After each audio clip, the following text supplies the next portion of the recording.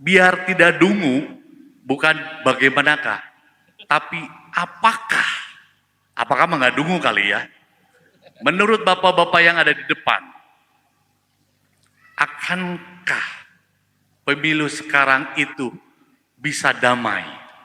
Kalau pada akhirnya ada lagi rekonsiliasi dan ada lagi kompromis. Itu yang pertama.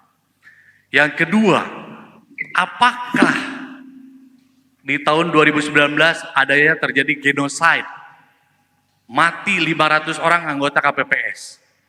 Apakah sekarang akan bertambah nilainya menjadi 5.000 orang?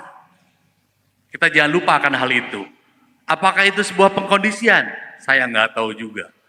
Karena di forum untuk akal sehat ini saja saya merasakan adanya penyusupan. Coba lihat merek botol minuman kalian. Mereknya TGM, Tim Ganjar Mahfud. Hati-hati jadi. Salam akal sehat, terima kasih. Untuk hari ini, semua jika kita lihat dari cerita dosen saya, partai itu menjelaskan kebaikan-kebaikannya kepada masyarakat tanpa menjelaskan keburukannya atau tanpa menjelaskan kekurangannya. Yang harusnya masyarakat bisa menimbang partai mana yang lebih baik untuk saya pilih.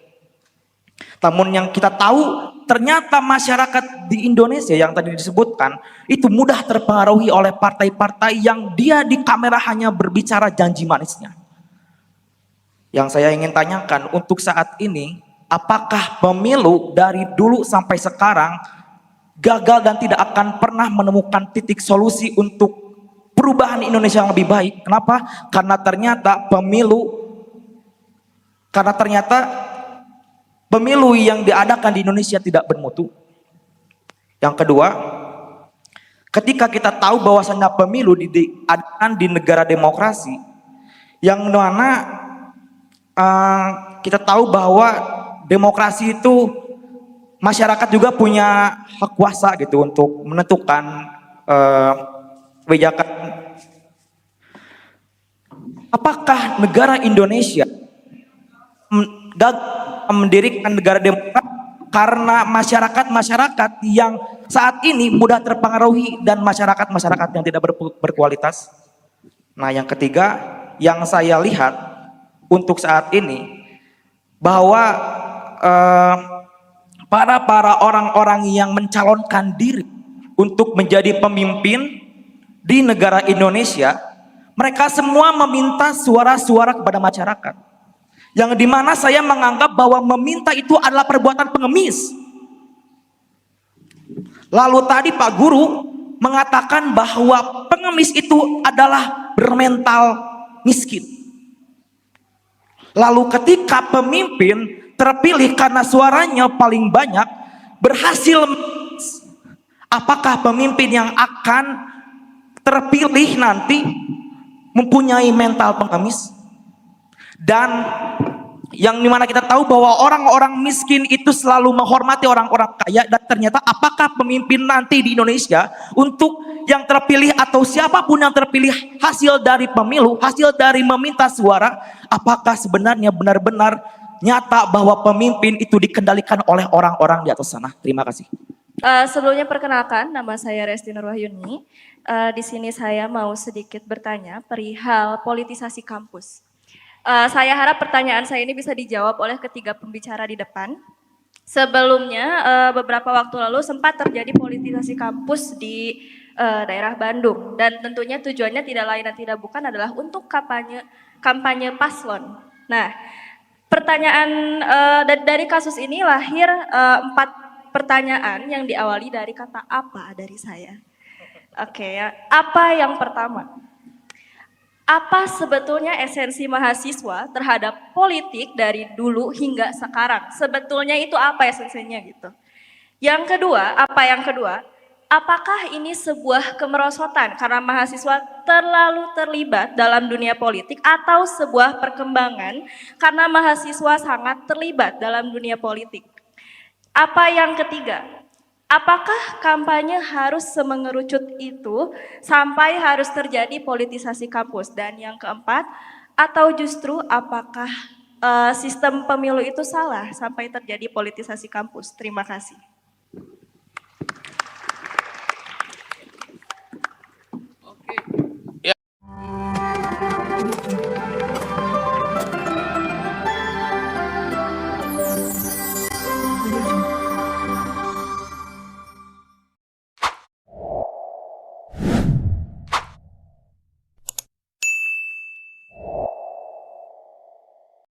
Oke, Bang Rocky. Oke, buat teman yang ada di depan. Iya, karena dia di depan saya sekarang. Berhadapan-hadapan dalam pikiran. Betul, ada jalan tol, bagus buat bikers. Tetapi setiap pembangunan itu ada trade-off. Suatu waktu tengah malam jam 12.30, saya turun dari Gunung Rinjani ke desa Torean namanya untuk bawa peralatan naik gunung saya ke Sembalun.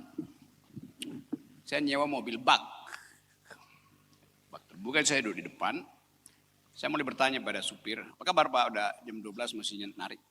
Dia kenali suara saya tuh. Lalu Pak supir, oh ya kebetulan nih Pak Rocky, saya mau cerita itu. Silakan Pak cerita. Dia cerita begini, dalam 1 bulan supir angkot, supir bak terbuka itu, dia udah 6 kali membawa ibu hamil dari desa Torean ke arah kota kabupaten, pokoknya yang ada rumah sakit ibu dan anak itu. Terus dia bilang, dari 6 itu, 2 melahirkan di mobil saya. Kenapa Pak? Karena saya mesti ngebut menuju jalan tol yang dibangun Jokowi. Tapi jalan dari desa Torean ke jalan bagus itu, yang tadinya 13 km itu, yang diaspal tinggal 1,3 km, maka dia ngebut di situ untuk dapat jalan dari para bikers ini. Dan 2 dari ibu hamil itu melahirkan di tengah jalan. Paradoks. Dia bilang bukan saya aja, teman-teman saya juga begitu, ada yang keguguran di jalan. Jadi demi mencapai jalan mulus, mobil bak terbuka itu mesti cepat-cepat, dan akibatnya potensi anak-anak Indonesia yang punya pikiran bagus, yang disebut sebagai generasi emas, hilang harapannya di mobil bak terbuka. Kenapa? Karena Jokowi memilih untuk membangun jalan tol, bukan jalan pikiran. Kalau dia punya jalan pikiran, dia akan bangun jalan-jalan desa dulu. Rusuknya nggak dibangun, punggungnya dibangun. Itu soalnya tuh. Jalan punggung buat oligarki. Jalan tol di Medan dibangun anggaran negara 3 triliun apa? Dijual 1, triliun. Karena kosong, akhirnya dijual. Saya ikut membayar itu, pajak saya dipakai buat bikin jalan tol 3 triliun yang harus saya bayar nanti sampai 20 tahun ke depan. Dijual 1,3 triliun. Sepertinya doang. Karena salah perencanaan, kosong jalan itu, maka mesti dijual. Jokowi memilih membangun jalan tol tanpa jalan pikiran. Itu soal kita. Dan banyak hal bisa kita terangkan dengan cara yang sama. Apakah jalan tol membuat Anda bahagia? Pasti Anda bahagia karena Anda bisa speed up dari Jakarta sampai Solo dalam 6 jam. Tapi dalam 6 jam itu, mak-mak yang nunggu warung di Brebes, telur asin, gak laku. Dari Jakarta langsung ke Solo. Batik di Pekalongan, tutup. Sate Tegal, gak ada operasi. Wet, apa namanya, PSK apa bahasanya sekarang? pekerja seks komersial di Indramayu tutup warung-warungnya. Gak ada lagi supir truk mampir ke situ. Ya itu fakta ekonominya begitu, saya udah trade off. Begitu dibikin jalan tol, sebelah kiri sebelah kanan, majelis taklim di bagian kiri jalan tol nggak bisa lagi bertemu dengan majelis taklim di bagian kanannya karena dipisah jalan tol. Anak-anak dari ibu-ibu di sebelah kiri putus pacaran dengan pacarnya di sebelah kanan karena jalan tol. Biasanya dia pakai motor buat pacaran antar desa. Sekarang dia nggak bisa, motornya nggak bisa masuk jalan tol. Terpaksa dia pakai WA. Pulsa habis, putus pacaran. Jokowi membangun jalan tol tanpa jalan pikiran. Itu cara kita mengevaluasi. Jadi Anda ada di belakang sebetulnya, tetapi Anda mengetahui apa yang terjadi di depan dan di tengah. Filosofinya Tutburi Handayani kan. Di belakang kita mendorong. Dan itu yang jadi filosofi pendidikan kita yang diterangkan oleh Ki Hajar Dewantoro. Ingarso sung tulodo. Ing madya mangun karso. Tutburi Handayani. Filosofi dari Ki Hajar Dewantoro. Jokowi balik itu. Ingarso sung korupsi, ing madya mangun dinasti, tutwuri cawe-cawe.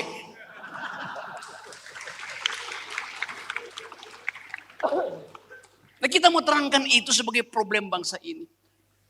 Pembangunan dengan utang, kereta cepat, bangga. Pendukung Jokowi bangga, kita sekarang punya kereta cepat. Itu punya Cina, kita cuma beli doang. Beli pakai apa? Pakai utang. Kapan bayar utang itu? 170 tahun lagi baru kita bisa bayar utang itu. Kita punya teknologi tinggi, kereta dianggap teknologi tinggi, kereta cepat. Baru di zaman Jokowi kita punya teknologi tinggi, kereta cepat. Di zaman Soeharto kita udah punya N258 yang dibangun di Nurtanio. Waktu zaman Pak Harto kita udah punya teknologi di atas awan. Sekarang kita banggakan teknologi yang masih merayap di tanah. Apa ngaco?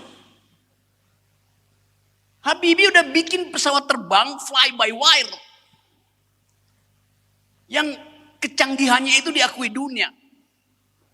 Pesawat itu ilmunya ada di sayap dan itu dikuasai Habibie. Kalau mesin Rolls Royce, mesin apa aja bisa pasang di situ. Tetapi membuat sayap pesawat itu antara kecerdasan matematik dan kemampuan estetik. Kita udah punya itu capaian kita tertinggi adalah N258. Bukan kereta cepat yang punya Cina.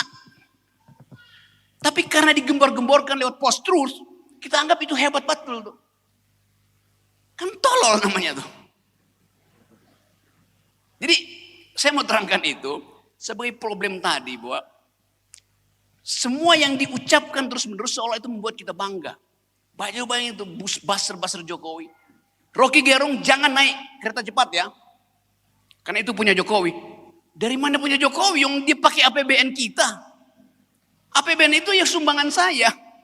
Setiap kali saya kasih ceramah dipotong pajaknya tuh. Itu yang kita itu punya kita semua. Siapa yang anti Jokowi jangan pakai kereta cepat. Pertanyaannya, kapan bangsa ini bisa bayar hutang Jokowi di kereta cepat? Kalau nggak ada yang naik. Setiap kali Anda naik kereta cepat punya Jokowi, Anda membantu Jokowi mempercepat bayar utang. Gak paham mereka itu. Gila tuh, otaknya di mana gitu. Coba. Jadi kemampuan berpikir itu hilang dari kita tuh. Karena disulap tadi oleh kamera, oleh statistik.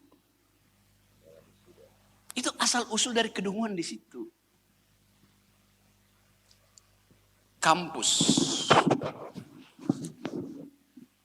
Pemilihan umum artinya kompetisi pikiran. Kompetisi ide, kompetisi gagasan, kompetisi konsep. Di mana kompetisi itu diuji secara maksimal? Ya di kampus, karena kampus punya metodologi. Tidak mungkin kita menguji politik di panggung dangdut.